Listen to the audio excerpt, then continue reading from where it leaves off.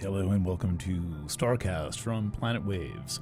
My name is Eric Francis Coppolino, the author of the Planet Waves horoscope and the host of Planet Waves FM, here with the edition of Starcast for Wednesday, the 11th of August, 2021. This is the midweek edition. Hello and welcome on a hot, muggy, hopefully raining soon day here in upstate New York. Today, we begin with the planet Mercury entering the sign Virgo, one of the two signs that Mercury rules. The other, of course, being Gemini. They're both mutable signs. Mercury is a nice mutable planet, meaning that it's got all kinds of different facets to its nature. In Virgo, it will tend to be meticulous and thoughtful, so that's something to add to your queue.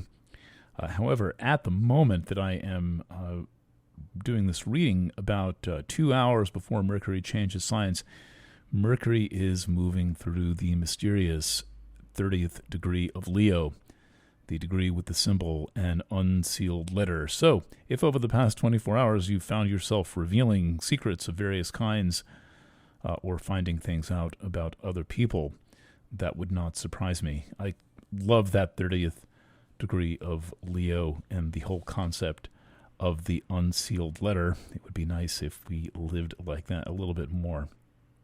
Speaking of, one interesting aspect that supports this open up about deep things ethos of the last degree of Leo is Venus in Virgo trine Pluto in Capricorn. So that's a trine aspect indicating kind of an opening or easy access to something, and the combination of Venus and Pluto can have that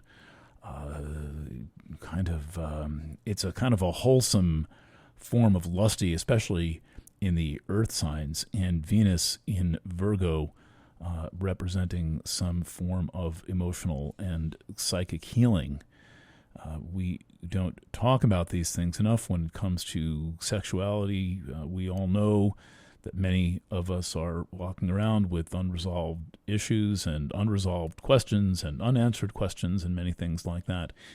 And the notion of sexual healing can sound very appealing, but then what do you do about it, and where do you go? Well, one place to go is any place that people are honest about sex and where sex is not held as a moral issue. The whole problem with the discussion of sex is we think of it as being a moral issue. Venus quincunx eris is saying that there is going to have to be a kind of a wild side to any opening up. That tends to be what is injured and suppressed, is the ability to open up. And, of course, the notion that one is not a good girl. Another problem, but this is part of the moralistic issue. Along the way, at the time of Mercury's ingress into Virgo, we also have Mars making a 90-degree angle to the asteroid Juno. Now, Juno is often associated with matters of marriage, but really there is the matter of jealousy. I think this is a much more important theme of Juno, and at the same time, Juno can have a kind of an activist meme to it. It's like interesting that you have a planet that on one level, Juno, I think being the third discovered asteroid, being something that is about jealousy and the bone of contention in relationships. So keep an eye on that theme. You don't want to be too activist on the people that you love and that you care about. All right, quite a few more charts to read in this day's astrology. I seem to cast more and more. The moon, as I have not mentioned, is in Libra. It entered Libra a little bit earlier in the day on Wednesday than when I am recording, and when the moon enters Libra, it is also doing what is called mounting the cardinal cross. It is therefore associated with all of the many planets in the cardinal signs. The cardinal signs are Aries, Libra, Cancer, and Capricorn. They're the signs where the seasons of the year begin and then therefore they are associated with a degree of initiative and of initiative, basically starting things, commencing things. The energy needed to start things is often found in the cardinal sign. So very energetic signs. The moon moving through there is going to make contact with a great many planets. These include Ixion, Quaoar, Pholus. These are all minor but potent planets. None of them are asteroids. Then Salacia, again, not an asteroid. That's a trans-Neptunian object. Then Chiron, that's not an asteroid. That's a Centaur planet. And then finally, the moon will make squares to Eris and Pluto. So that's a lot going on over the next couple of days as the moon moves through Libra.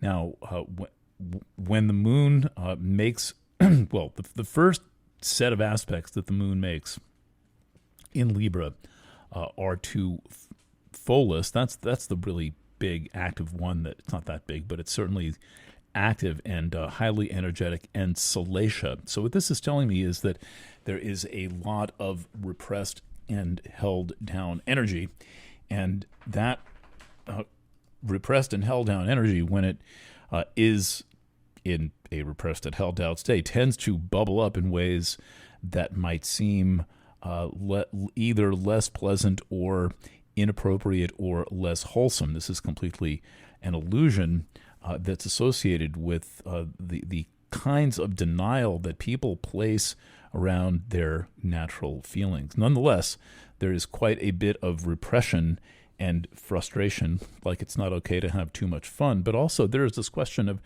who could anyone these days possibly trust enough to open up. We live in this world where anything we say, we tend to say over the internet. Anything we say over the internet can be recorded, documented, and then therefore published. And so no one has a sense that they're really existing in a private space. There are very few conversations that take place, off of electronic devices, in a place where there is actual privacy. And so we live with this lurking feeling that anything we say may be held against us, and that is not going to be conducive of trust. I'm sorry to say that. Moon moves along through, so you got to bring your own trust, and you have to be willing to take the chance and take the risk, and not let, this might be dangerous. Somebody might betray my confidence in some way as an excuse for not being real. Okay, so the moon moves through Libra, and then late morning on Thursday, all times are Eastern time, makes a conjunction to Vesta. Vesta is an interesting planet because it is about holding space for others to have the feelings that they have. This is a very important function in the building of trust. So when it comes to human relations, trust is fundamental, and people who are able to embody the qualities of Vesta are the ones who are able to hold out the space of trust. The moon is also opposite Chiron. So the moon opposite Chiron means that there's going to be a lot of Chiron, and the thing to bear in mind with this is to remember whose stuff belongs to who. We do a lot of taking things personally in our world, things that have nothing to do with us, and then we happen to be living in a time when many people are making things personal that are not personal, where the public realm is invading the most private realm and just making it very difficult for people to basically live and breathe and get along with one another because there is so much intrusion. I mean, it used to be, the nanny state, and then suddenly the nanny state is everywhere. All right, Friday, August 13th, the moon is still in Libra when everyone, in North America wakes up. And it is a very busy moon through the morning and into the early afternoon of Friday, the 13th of August, the moon makes an opposition to Eris and a square to Pluto at the same time. The Pluto-Eris square, extremely rare configuration, exact in our time only. Maybe at some point in 100 years there'll be another square between Pluto and Eris. There happens to be one now, and it's quite unusual. So the moon passes through that, making an opposition to Eris and a square to Pluto.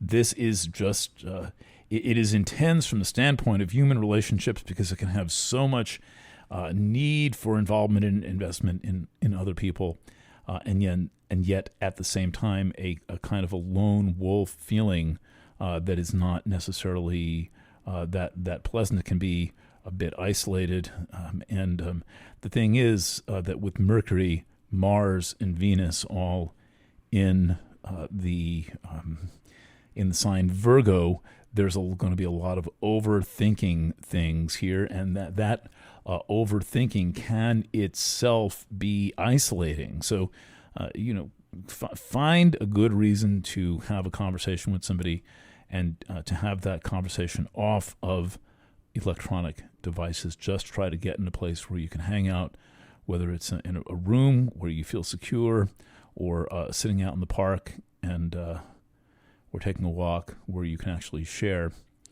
and explore your feelings. A little bit later in the day, Friday 4:38, as the workday is ending here in the east, the moon makes its last aspect in the sign Libra. That is the moon trine Jupiter in very late Aquarius. So that is, good for hanging out. Libra moon into Jupiter Aquarius is certainly a very social aspect. Of course, the caution, as I see it, is to make sure that you're hanging out with people with whom you can be honest. We do a lot of this, of doing things for the sake of appearances and appeasement and all this stuff, and I just cannot go there. Finally, the moon goes void, of course, after that, and makes its next move at 8:01:12 p.m., about 8:01 p.m. Eastern Time, when the moon enters Scorpio on Friday night. Speaking of Friday night, Friday, earlier in the day, I'll be back with the weekend edition of Starcast, and then Friday night, planetwaves.fm, my weekly radio program. Got another humdinger of a program. The show usually goes up at about 10 p.m. Eastern Time on the website, planetwaves.fm. It is free for everyone to read. Planetwaves.net, where you're the source of this particular podcast, is a subscription website.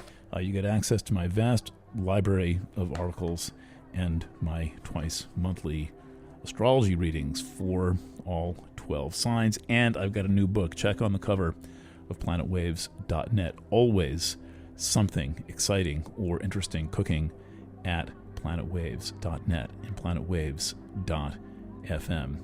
Thank you for listening. And you are listening to the music of Vision Quest, the Planet Waves House Ensemble. Bye for now.